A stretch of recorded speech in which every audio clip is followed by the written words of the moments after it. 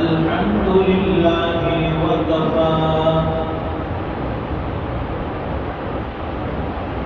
وسلام على عباده الذين اصطفى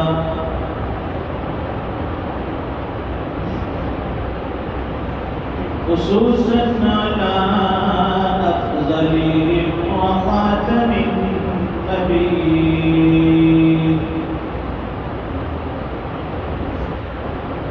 محمد الأمين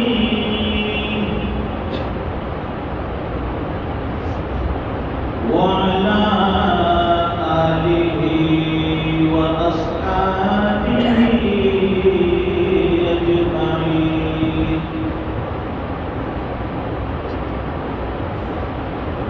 أما بعد فأعوذ بالله من الشيطان الرجيم.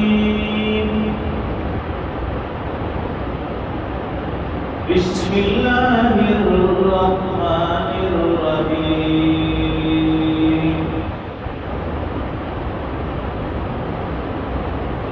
كل من عليها فان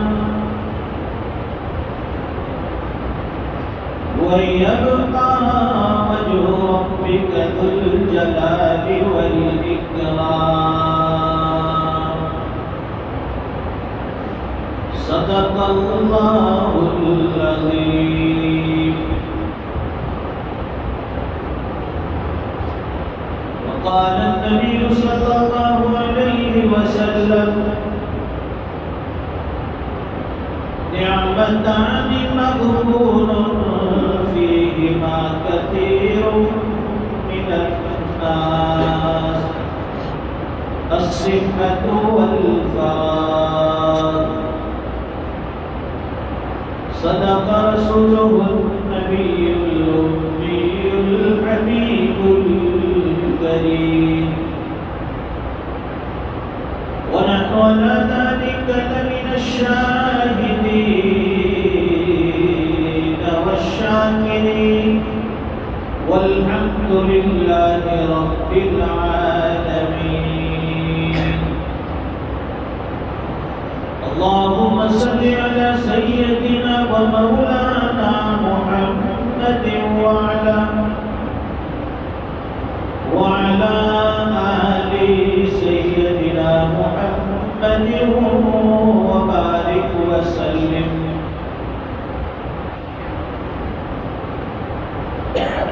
بزرگ اور دینی بھائیوں، اللہ کی بے شمار نعمتیں انسان پر روزانہ برستی ہیں.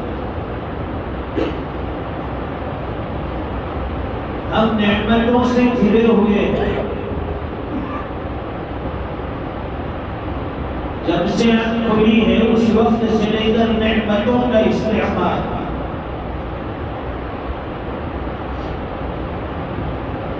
ایک سے بڑھ کر ایک نعمتیں.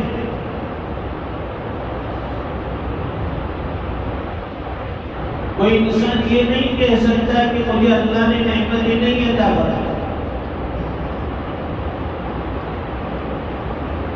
انسان کے پاس صحت کی اتنی بڑی نعمت ہے. اللہ نے تندرستی عطا فرمائی ہے، کتنی بڑی نعمت ہے.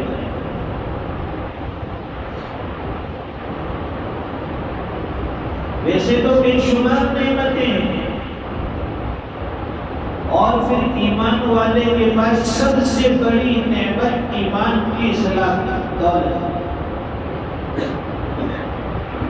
ایک طرف ایمان رکھ دیا جائے، دوسری طرف دنیا کی ساری نعمتیں رکھ دی جائے، لیکن ایمان کا مقابلہ دنیا کی کوئی نعمت نہیں کر سکتی. اور پھر صرف اس دولتی ایمان کے لیے ہم نے قربانی نہیں دی. یہ ہمیں مفت میں ملا، گھر بیٹھے ملا ہے. ایمان والے کے گھر میں اللہ نے پیدا کیا، آنکھ کھلی تو ایمانی ماحول اللہ نے عطا فرمایا. کوئی مشقت ہم نے نہیں اٹھائی، کوئی قربانی ہم نے نہیں دی اس کلمے کے لیے ایمان کی. بیٹھے بٹھائے مفت میں اللہ تعالیٰ نے یہ ایمان کا قیمتی ہیرا عطا فرما دیا. ہمارا اس میں کوئی کمال نہیں. کمال تو ان لوگوں کا ہے جنہوں نے اس ایمان کے لیے، دولت اسلام کے لیے مارے کھائی، قربانیاں دی، مشقتیں جھیلی. آج بھی دنیا میں جو لوگ مسلمان بنتے ایمان میں داخل ہوتے ہیں، طرح طرح کے ان پر حالات، گھریلو حالات ہوتے ہیں، معاشرتی حالات ہوتے ہیں، حکومتی حالات ہوتے ہیں، ہر اعتبار سے حالات سے گزرتے ہیں. جیسے ہی بندہ کلمہ پڑھتا ہے سارے رشتے ناطے ٹوٹ جاتے ہیں. دور صحابہ میں بھی یہی حال تھا. جو صحابی مسلمان ہوا، ایمان لایا، کلمہ پڑھ لیا، تو ان کے خاندان کے سارے افراد ان کے مخالف اور ان کے دشمن. لیکن اللہ تبارک و تعالیٰ نے بہت فضل فرمایا، بہت کرم فرمایا. ایمانی ماحول ہمیں ملا، ایمانی بھائیوں کے درمیان زندگی گزارنے کا موقع ملا.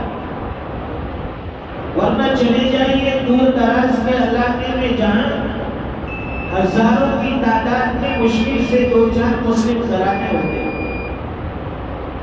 وہاں نہ مسجد کا کوئی نظام، نہ بچوں کے لیے پڑھنے کا مدرسے کا نظام، نہ وہاں دعوت و تبلیغ کی نسبت سے کوئی پہنچتا ہے، نہ عیدگاہ ہے، نہ خانقاہ ہے، نہ قبرستان ہے. ان سے پوچھئے کہ یہ ماحول کیا چیز ہے، مسلم معاشرہ کیا چیز ہے. اللہ تعالیٰ ہمیں قدردانی عطا فرمائے. تو نعمتوں کے بارے میں بتایا جا رہا ہے کہ نعمتیں انسان کو بے شمار عطا فرمائی. اور اس حدیث شریف میں حضور پاک صلی اللہ علیہ وسلم نے خاص طور پر 2 نعمتوں کا ذکر فرمایا. فرمایا نعمتان مغبون فیہما کثیر من الناس. حضور پاک صلی اللہ علیہ وسلم ارشاد فرماتے ہیں کہ اللہ تعالیٰ نے بندوں کو 2 نعمتیں ایسی عطا فرمائی ہے، الصحت والفراغ. ان 2 نعمتوں کے بارے میں اکثر لوگ نقصان میں ہیں، اکثر لوگ قدر نہیں کرتے، اکثر لوگ نعمتوں کی قدر نہیں کرتے. وہ 2 نعمتیں الصحت والفراغ. ایک انسان کو تندرستی ملی ہے، دوسری فرصت ملی ہے. انسان کو تندرستی اور صحت کا ملنا اتنی بڑی نعمت ہے. اور دوسری نعمت فرمائی فرصت اور فراغت. فارغ وقت، آدمی بالکل فارغ بیٹھا ہے. ایسا کوئی مشکل کام نہیں ہے کہ جو اسے ذکر اللہ سے روک دے، جو اسے تلاوت قرآن سے روک دے، جو اسے نمازوں سے روک دے. ہمارے پاس وقت ہی وقت ہے. تو اوقات فارغہ میں جو فرمایا حدیث شریف میں، یہ 2 نعمتیں، ایک صحت کی نعمت اور دوسری فرصت اور فراغت کی نعمت. جب آدمی بیمار پڑتا ہے تب اسے صحت کی قدر ہوتی ہے، اسے تندرستی کی قدر ہوتی ہے، اللہ کی دی ہوئی دولت کی قدر ہوتی ہے.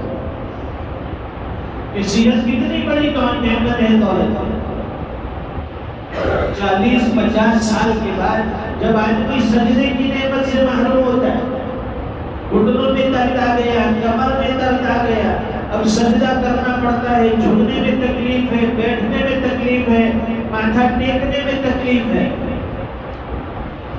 جوانی میں پتہ نہیں چلتا کہ گھٹنوں کا درد کیا ہے، کمر کا درد کیا ہے، آنکھوں کی کمزوری کیا ہے، ہاتھ پیر کا لرزہ کیا چیز ہے. انسان کو پتہ نہیں چلتا صحت کے زمانے میں، جوانی کے زمانے میں. لیکن جیسے ہی عمر کے اندر ڈھلوان آتا ہے، انسان عمر کا ایک حصہ گزار لیتا ہے، جب بڑھاپے کی طرف آگے اس کے قدم بڑھتے ہیں، تب اسے پتہ چلتا ہے کہ گھٹنوں کا درد ہائے ہائے، کمر کا درد کیا چیز ہے تو انسان کو رکوع کی نعمت سے محروم کرتا ہے، دولت سجدے سے اسے محروم کر دیتا ہے۔ آدمی کرسی پہ بیٹھ کر نماز پڑھتا ہے، رکوع سجدہ نہیں کر سکتا، اشارے سے نماز پڑھنی پڑتی ہے۔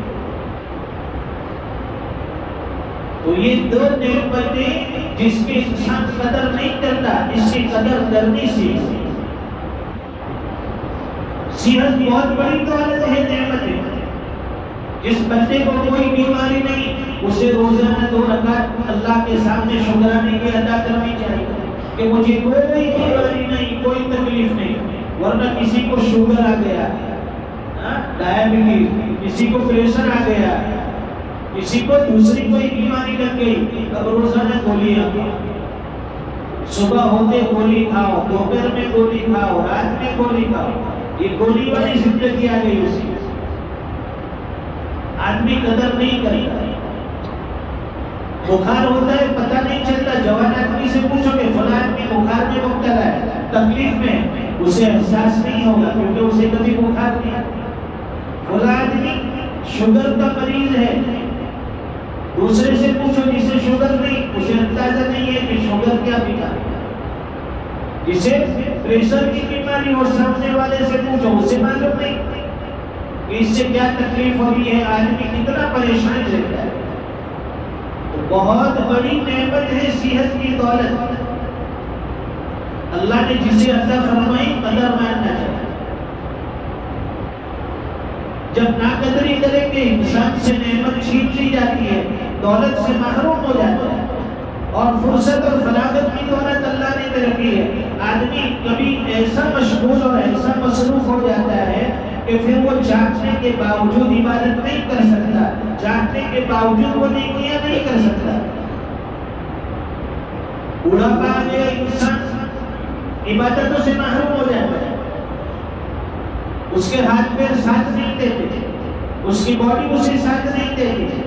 مشغولیت کا زمانہ، آدمی ایسا مشغول کہ اسے اپنے نیکیوں کی، نمازوں کی، تلاوت کی، دعاؤں کی فرصت نہیں ہوتی۔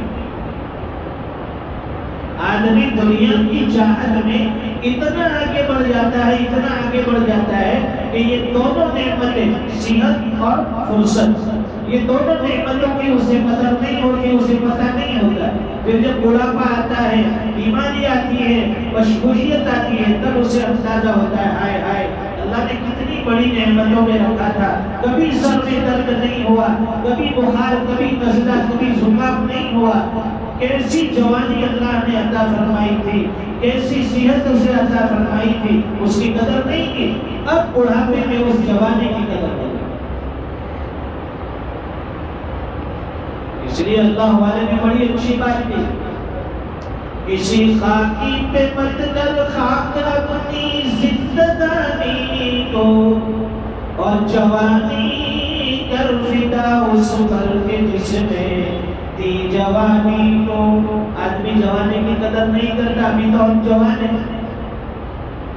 یہ گجراتی میں جوانی کہتے ہیں، جوانی جوانی چھے رہوانی نتھی، یعنی یہ جوانی جانے والی ہے، کسی کی نہیں رہی کہ ہماری رہے۔ کیسے بھی معجون استعمال کر لو، کتنے بھی بہترین نسخے استعمال کر لو، یہ ختم ہونے والا۔ تو انسان کی صحت بھی ختم ہوگی، جوانی بھی ختم ہوگی، اور یہ جو فرصت کا وقت اللہ نے دیا ہے وہ بھی ختم ہونے والا ہے۔ یہ دونوں کی قدر نہیں کی تو انسان پچھتا ہے۔ اس لیے فرمایا کہ ایک دن انسان کا زوال، نعمتوں کو بھی زوال ہے اور انسان کا بھی زوال ہے۔ یہ نعمتیں بھی باقی نہیں رہیں گی اور ہم لوگ بھی باقی نہیں رہیں گے۔ ہم جس جگہ پر ہیں اس جگہ پر کوئی اور آ جائے گا، ہم جہاں بیٹھتے تھے ہماری جگہ کوئی اور بیٹھے گا، ہم جہاں سوتے تھے ہماری جگہ کوئی اور سوئے گا، ہم جس جگہ بیٹھ کر کھانا کھاتے تھے اس جگہ کوئی اور بیٹھ کر کھائے گا۔ جہاں جہاں ہماری ضرورت تھی اب وہاں ہماری جگہ پر کوئی اور قابض ہو گیا اور جا کر بیٹھ گئے۔ سب کو یہ دنیا چھوڑ دی۔ اس لیے قرآن کریم میں اللہ فرماتے ہیں کل من علیہا فان، دنیا کی ہر چیز پر فنائیت تاری ہونی ہے، ہر چیز فنا ہونے والی ہے، ہر چیز ختم ہونے والی ہے، ہر چیز کا ایک دن اینڈ ہونے والا ہے، کوئی چیز باقی نہیں رہے. وَيَبْقَى وَجْهُ رَبِّكَ ذُو الْجَلَالِ وَالْإِكْرَامِ.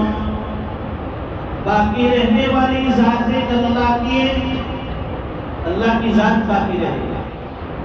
اس لیے قیامت کے دن اللہ پوچھیں گے دنیا میں جو حکومت کا دعویٰ کرتے تھے، جو بادشاہت پر اتراتے تھے، جو اقتدار اور منصب کے اوپر لوگوں کو ڈراتے دھمکاتے تھے، تو قیامت کے دن اعلان ہوگا لمن الملک اليوم. آج بادشاہت کس کی ہے؟ بولو آج کون بادشاہ ہے؟ للہ الواحد القہار. ایک زبردست اللہ کی حکومت آج بھی ہے، قیامت کے دن بھی ہوگی. ایک اللہ کی بادشاہت آج بھی ہے اور قیامت کے دن بھی ہوگی. سب چیز بنا ہونے والی، ختم ہونے والی. اگر اللہ نے اقتدار دیا ہے، اللہ نے کوئی منصب دیا ہے، اللہ نے کوئی عہدہ اور مرتبہ دیا ہے، اس کی قدر کیجئے، صحیح نہج پر بیٹھ کر کام کیجئے. امانت داری، دیانت داری، تقوی اور پرہیزگاری کے ساتھ اس منصب پر ٹکے رہیے اور اپنی ایمانداری اور امانت داری کا ثبوت دیجیے. ورنہ پھر یہی عہدہ، یہی کرسی، یہی منصب قیامت کے دن کہیں ہماری گرفت کا، کہیں ہماری پکڑ کا سبب نہ بن جائے کہ تم نے اس عہدے پر رہتے ہوئے بے ایمانی کی، اس منصب پر رہتے ہوئے تم نے ناقدری کی اور تم نے دغا بازی کی، تم نے خیانت کی. اللہ تعالیٰ اس سے حفاظت کرے. یہ عہدے اور مرتبے اور منصب دکھنے میں بڑے اچھے ہیں، لیکن یہ بڑی نازک چیز ہے. اس پر جب پکڑ ہوتی ہے تو آدمی ایسا پکڑا جاتا ہے زندگی کی ساری نیکیاں داؤں پر لگ جاتی ہیں. اس لیے ہمارے بعض اکابر اور ہمارے بعض مشائخ ایسے عہدے اور مرتبے سے دور رہتے ہیں. بھئی ہم جو بھی کام کرتے ہیں خالصتاً للہ، اللہ کی رضا کے لیے، اللہ کے لیے ہم نے کام کیا. ہمیں کوئی مرتبہ نہیں چاہیے، ہمیں کوئی عہدہ نہیں چاہیے، ہمیں کوئی منصب اور مرتبہ نہیں چاہیے، کیونکہ سب چیزوں کو فنا آنا یہ اللہ نے عارضی چیز پر رکھا ہے. آج کوئی سرپنچ ہے، آئندہ کوئی جا کر ڈیپٹی بنے گا، کوئی کمشنر بنے گا، کوئی ایم ڈی بنے گا، کوئی پی ایم بنے گا. یہ سب کے عارضی منصب ہے. ایک دن سب چھوڑ چھاڑ کر انسان دنیا سے چلا جائے. لیکن اس وقت کے آنے سے پہلے ہمیں اس کی قدر کرنی ہے، زندگی کی قدر کرنی ہے، صحت کی قدر کرنی ہے، نعمتوں کی قدر کرنی ہے. رمضان کا مبارک مہینہ آنے والا ہے. یہ 11 مہینے ہم اپنی مرضی کے مطابق گزارتے ہیں. اب آنے والا صیام رمضان، یہ مبارک مہینہ ہمیں یہ دعوت دیتا ہے کہ آئیے 11 مہینے تم نے اپنی مرضی کی زندگی گزار لی، ایک مہینہ اللہ کی مرضی کے مطابق گزار کر دکھا دو. ایک مہینہ اللہ کے منشے کے مطابق اپنی زندگی گزار کر اپنے رب کو راضی کر لو. یہ بڑا مبارک مہینہ ہے، ہر کسی کو نصیب نہیں ہوتا، ہر سال آنے والا نہیں ہے. جو اس رمضان میں ہے وہ اگلے رمضان میں نہیں ہوگا، جو اگلے رمضان میں ہوگا وہ اس کے بعد والے میں نہیں ہوگا. اس لیے فرصت زندگی اور یہ اللہ تعالیٰ نے جوانی اور زندگی عطا فرمائی، اس کی بھی ہمیں قدر کریں. بہت مبارک ہے وہ لوگ جو اپنی جوانی کی قدر کرتے ہیں، اپنی زندگی کے قیمتی لمحات کی قدر کرتے ہیں، اپنے رب کو راضی کرنے کی فکر کرتے ہیں اور گناہوں کو چھوڑ کر، معصیت کو چھوڑ کر نیکیوں کی طرف آتے ہیں، عبادت کی طرف آتے ہیں، اللہ کے دربار کی طرف آتے ہیں، رجوع اللہ کرتے ہیں. ساری چیزوں کو چھوڑ کر بس ایک اللہ کے در پر آ کر اس اللہ کو منانے کی، اس اللہ کو راضی کرنے کی فکر میں لگ جاتے ہیں. اللہ تعالیٰ اس بندوں سے بڑے خوش ہوتے ہیں، ان سے بڑے راضی ہوتے ہیں، انہیں اپنی آنکھوں سے رحمت میں ڈھانپ لیتے ہیں، انہیں اپنا قرب نصیب فرماتے ہیں. ایسے بندوں کے لیے اللہ تعالیٰ نے جنت کے وعدے فرمائے ہیں. اللہ تعالیٰ کہیں سنی باتوں پر عمل کی توفیق عطا فرمائیں، زندگی کے ایک ایک لمحے کی قدردانی عطا فرمائیں. وآخر دعوانا الحمدللہ رب العالمین.